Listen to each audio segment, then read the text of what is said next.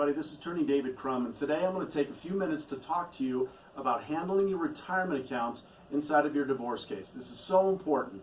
So really there are three different types of accounts that most people have relating to retirement in their divorce cases. The first is an IRA.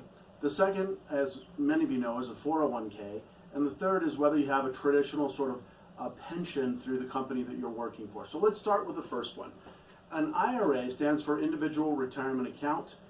These are the easiest accounts to divide. Okay, the value is essentially the value at the time that you divide them, and a division is nothing more than putting it in your final documents.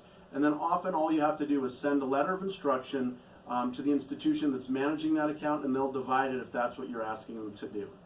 The second retirement account, known as a 401k, very similar to an IRA.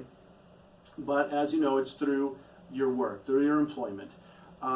It's valued a lot like an IRA, meaning the value is going to be the value at the date that you decide to divide. But the division is a little more complicated. It's done through a special order that's filed after your case is over. It's called a Qualified Domestic Relations Order. People call it QDRO for short. The attorneys prepare that. It's a little bit more complicated order. It has to comply with the requirements that your employer has. Once that's done, that order again will be sent to your institutions, it'll be processed, and that money will be divided.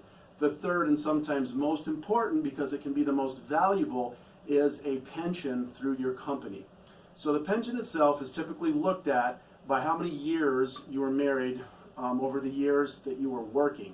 So if you're working the whole time, usually that whole pension is divided. If you were working longer than you were married, then there'll be typically an unequal division of that asset. But what you have to do is understand the value, because if you understand the present value of the retirement account, then you might be able to simply do an unequal distribution of other assets and have the person who's in the pension plan stay in there. But very often, listen to me now, very often it is worth so much money that it cannot be divided. The pension itself has to be divided. There are crucial questions like how and when that is going to be divided, if it's going to be divided before or after the person who's working retires. Once those things are settled, then again an order has to be prepared at the end of your case.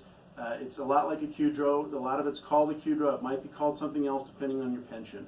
Those are the three in a nutshell. Please pay attention to this. It's one of the most important and most valuable assets you can have, and go out and do great things in your divorce.